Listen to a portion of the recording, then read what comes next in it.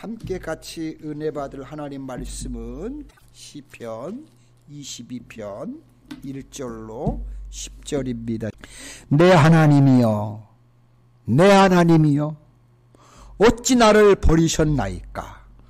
어찌 나를 멀리하여 돕지 아니하시오며 내 신음소리를 듣지 아니하시나이까?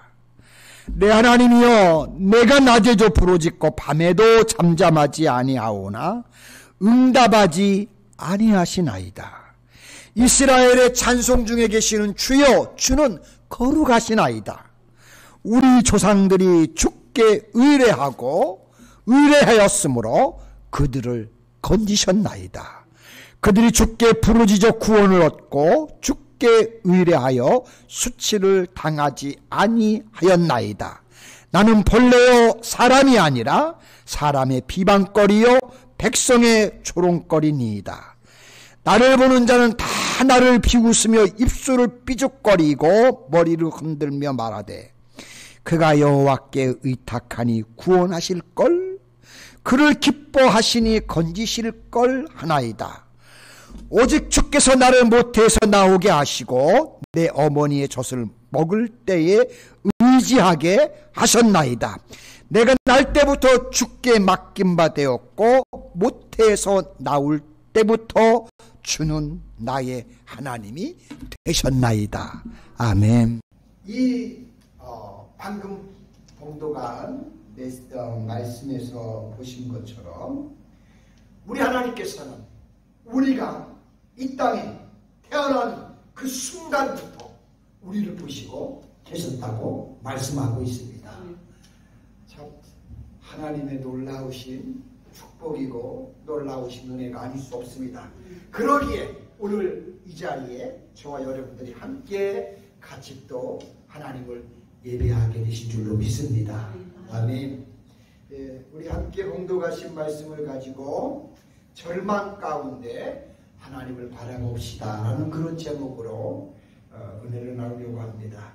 사실 우리가 인생을 살다 보면 기쁜 날도 있지만 또 낙심하고 좌절하고 그래서 절망에 빠질 때도 우리가 우리 삶 속에서 늘 경험하는 일들인 줄로 믿습니다. 그러나 그것을 내면 안 됩니다. 우리는 그런 절망 속에서도 또 바라볼 수 있는 분이 있어요. 누구예요? 우리가 믿는 우리 주 하나님, 우리 주 예수 그리스도가 계십니다. 여러분, 절망 중에도 우리는 하나님을 바라보며 주님을 바라보며 우리에게 있을 영원한 장차 펼쳐질 하늘나라를 기억하면서 우리는 절망 중에도 낙심하지 않고 끝까지 주님 나라를 향해서 나아가는 그와 같은 귀한 하나님의 권속들이 되시기를, 가족들이 되시기를 주님의 이름으로 축복합니다. 여러분, 시편에 보시면 어려움을 상징하는 여러 편의 고난의 시가 있는데요. 그 가운데 오늘 본문 이 22편은 가장 먼저 고난에 대해서 언급한 시입니다. 물론 본시 이 22편은 다윗의 개인적인 고난, 사무엘상 30장 6절을 기초로 해서 사실 기록된 말씀이기도 합니다. 사무엘상 30장 6절에 보시면 어떤 말씀이 나오느냐 하면 백성들이 자녀들 때문에 마음이 슬퍼서 다윗을 돌로 치자 하니 다윗이 크게 다급하였으나 그의 하나님 여호와를 힘입고 용기를 얻었더라 라는 말씀이 나옵니다.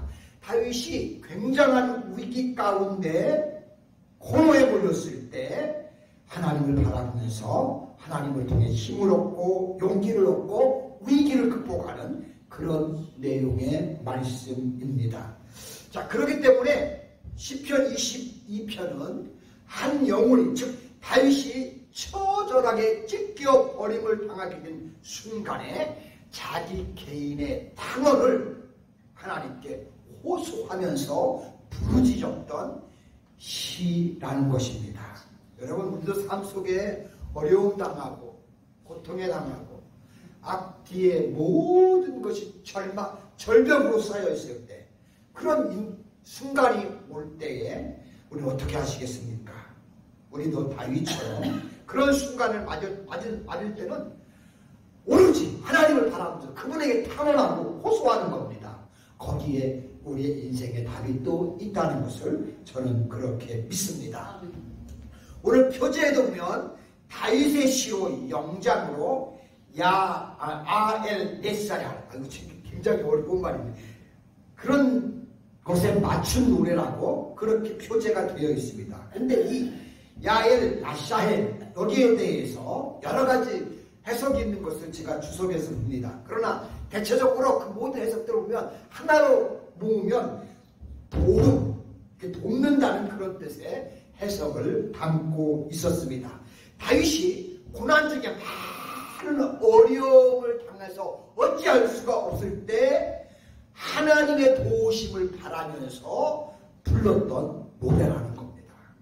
자, 그러나 다윗 개인의 시지만 인류 대속의 죽음을 죽으시기 위해 십자가에 달려 처형당하신 예수님께서 극심한 고통 중에 울부짖었던 그런 내용과 또 유사한 점들이 여기에 함께 드러나 있는 것을 봅니다. 그래서 신학자들은 이 시를 메시아의 시라고 부르기도 했습니다. 자, 그렇다면 어떤 구절들이 과연 유사한지를 잠깐 살펴보겠습니다. 7절과 8절 말씀 그리고 18절인데요. 나를 보는 자는 다 나를 비웃으며 입술을 삐죽거리고 머리를 흔들며 말하되 그가 여호와께 의탁하니 구원하실걸 그를 기뻐하시니 건지실걸 하나이다.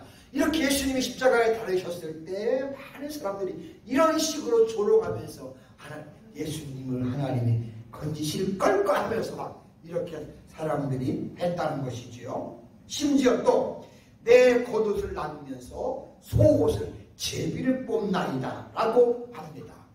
특별히 이 시편 22편이 메시아의 시로 인정되었는데 그 이유는 본시의 내용 가운데 예수님은 죄로 인한 자신의 무죄함에 대한 변론이나 또한 자신이 의롭다는 주장이나 혹은 원수에 대한 보복 같은 그런 내용이 전혀 아무것도 언급되지 않는다는 점에서 고난받는 메시아의 거룩한 심성이 그대로 반영이 된 시라고 신학자들은 그렇게 이해를 하는 것을 주석해서 보게 됩니다.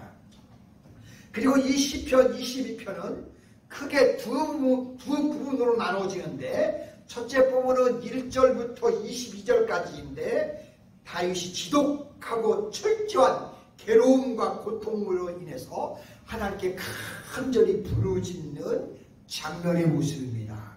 그리고 둘째 부분은 이제 22절부터 31절까지로 하나님께서 다윗이 그렇게 간절하게 부르짖을 때 그 간구에 귀를 기울여 주시고 그래서 그 가운데서 건져 주시는 그런 은혜, 그것을 고맙고 감사하게 여기며 하나님을 찬양하는 이런 모습으로 구성이 되어 있는 것을 보게 됩니다. 자, 그러므로 우리가 이 시편 22편을 통해서 하나님을 믿는 하나님의 자녀들, 성도님들은 현실을 살다 보면 삶 속에 많은 고난과 고통과 아픔과 때로는 그 고난 때문에 절망에 빠질 수 있지만 그러나 그런 괴로움과 어려움과 고통 속에서도 물론 힘들지만 다윗처럼 그럼에도 불구하고 하나님을 바라보면서 오직 그분께 소망을 두고 부르짖어야 한다는 겁니다. 저와 여러분들이 그와 같은 성도가 될 수 있기를 소망합니다.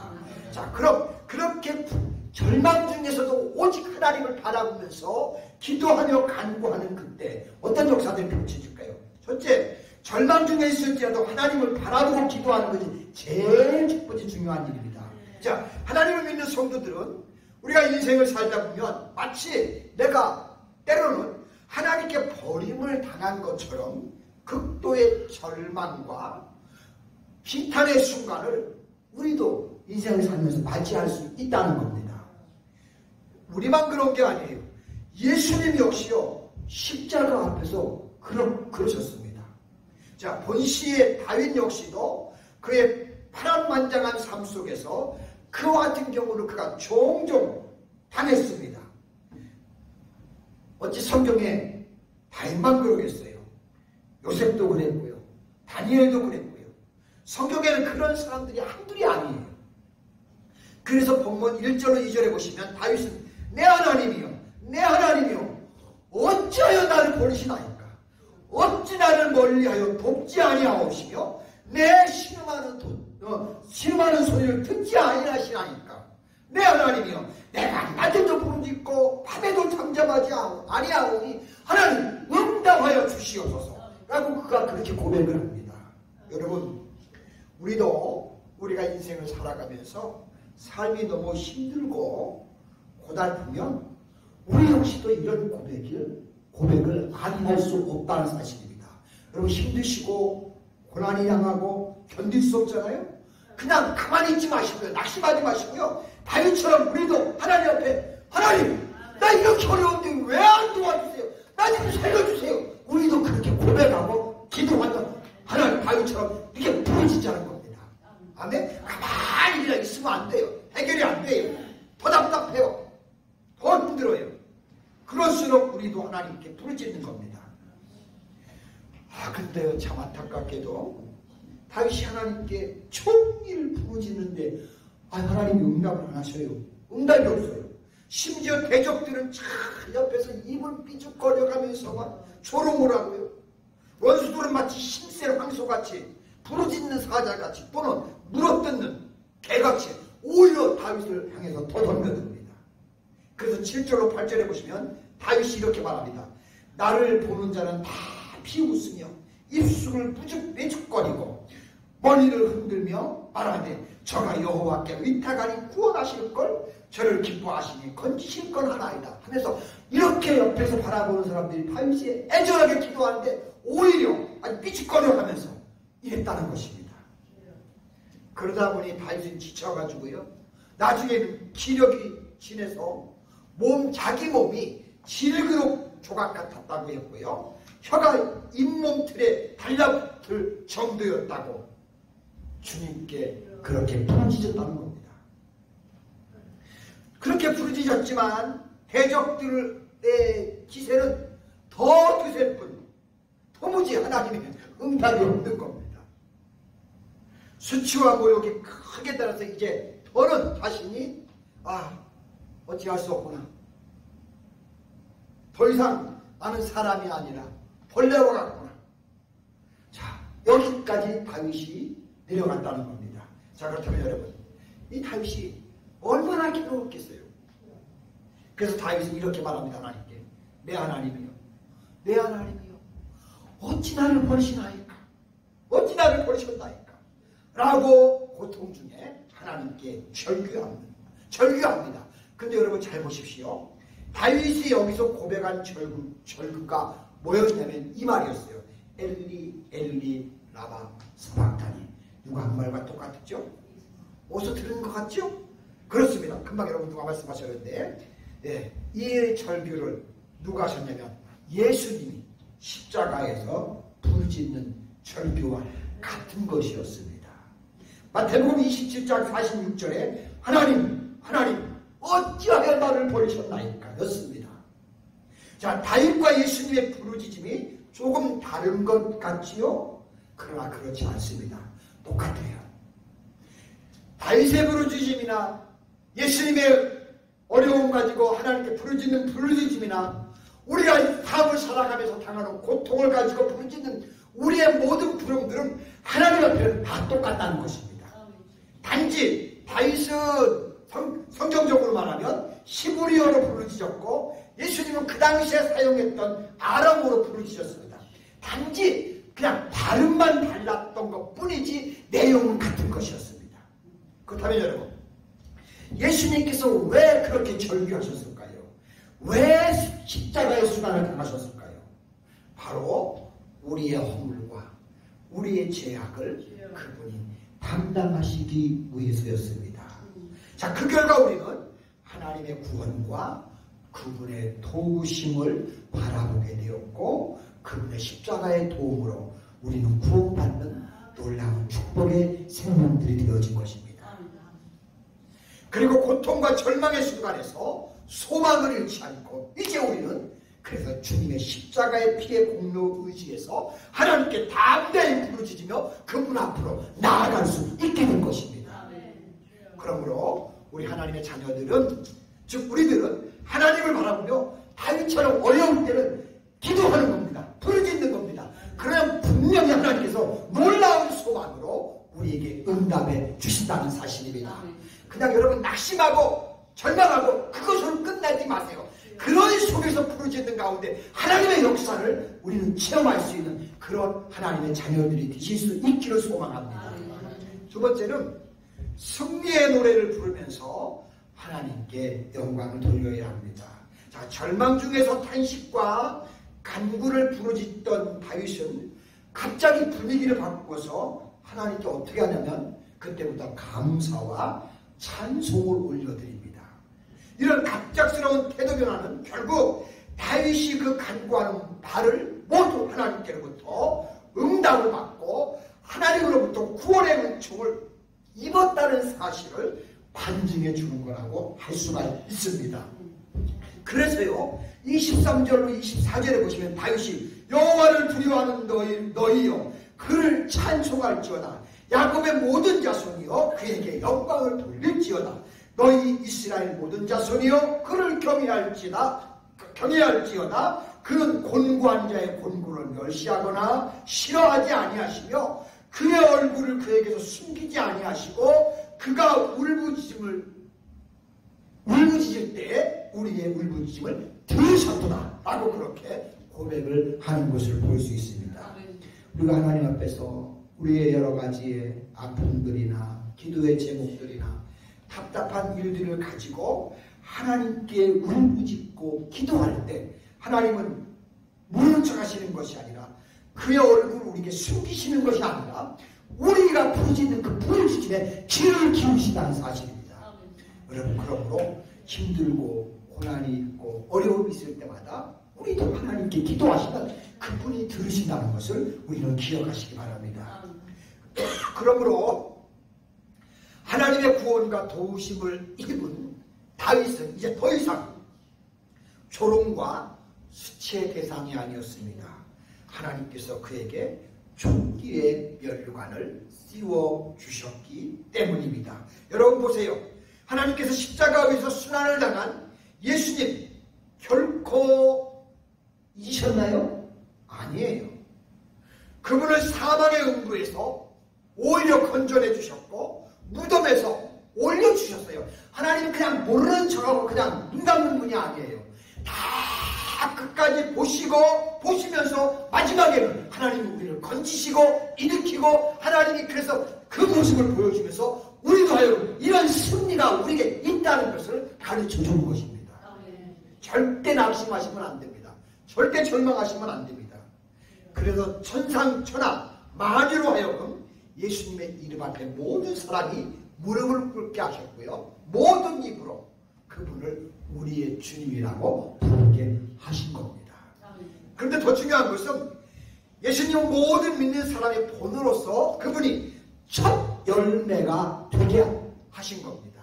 그분을 따라 오늘날 성도들은 이 예수님 안에서 십자가의 면류관을 바라보면서 우리는 소망을 가지고 예수님이 그 길을 승리하고 이제 부활하셔서 우리의 모든 천열매가 된 것처럼 우리의 소망이 되어주신 겁니다.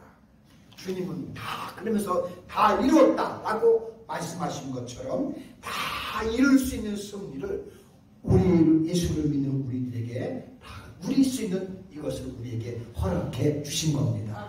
자, 그러므로 이런 놀라운 축복을 받은 우리 하나님의 자녀들은 이제부터 승리의 노래를 부르면서 우리의 남은 생애를 하나님께 영광을 돌리면서 우리의 삶을 살아가는 것입니다. 다윗은 27절로 28절에 이렇게 말합니다. 땅의 모든 끝이 여호와를 기억하고 돌아오며 모든 나라의 모든 족속이 주의 앞에 예배하리라. 나라는 여호와의 것이요 여호와는 모든 나라의 주제이시니로다 라고 한 것처럼 하나님은 우리를 모든 미래에 주님이십니다. 우리는 그 하나님을 찬양해야 합니다. 사실 다윗은 이것으로 만족한 것이 아니고요, 한 걸음 더 나가서 더 놀라운 사실을 자손 만대에 길이길이 증거되기를 바라면서 노래를 합니다. 그게 30절, 31절인데요. 뭐냐면 그 말씀을 보면 후손이, 즉 다윗이 자기 후손이 그들을 섬길 것이요 대대의 주를 전할 것이며 와서 그의 공의를 태어날 백성에게 전하며 주께서 이를 행하셨다 할 것이로다 라고 그렇게 이야기를 하셨습니다. 자, 우리도 이 다음에 곤란 중에 우리를 그렇게 하시며 그 가운데 건지시고 승리자의 자리로 이끌어주시는 그 하나님을 경험하면서, 그래서 그분을 진심으로 찬양하고 그분이 베푸신 엄청난 은혜를 내가 누린 것처럼 또 우리의 자손들에게, 우리의 후손들에게 또 들려주면서 온전히 그들도 하나님을 섬기는 가운데 하나님의 축복이 나로 끝나는 것이 아니라 우리 자녀의 대대 손손에 하나님의 축복이 함께하는 그런 역사가 우리의 인생을 통해서 펼쳐지는 우리의 미래가 되시기를 주님의 이름으로 축복합니다. 기도합니다. 하나님 아버지, 고맙고 감사합니다. 아버지, 우리가 인생을 살다 보면 절망 가운데 빠질 때가 얼마나 많은지요. 그러나 절망 가운데도 하나님을 바라보는 사람들에게는 절망이 변해서 희망이 되고 우리의 미래는 더 하나님으로부터 큰 놀라운 축복들이 우리에게 임한다는 것을 오늘 깨달을 수 있게 하시니 고맙고 감사합니다.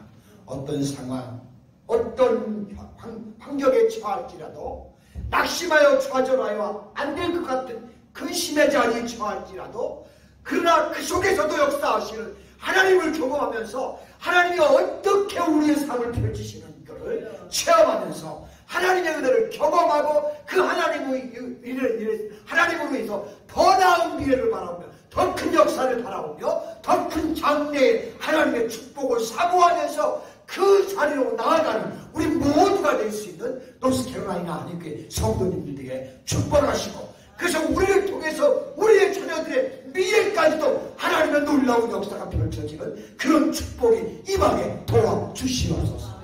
감사드리며 예수님의 거룩하신 이름으로 기도드립니다. 아멘.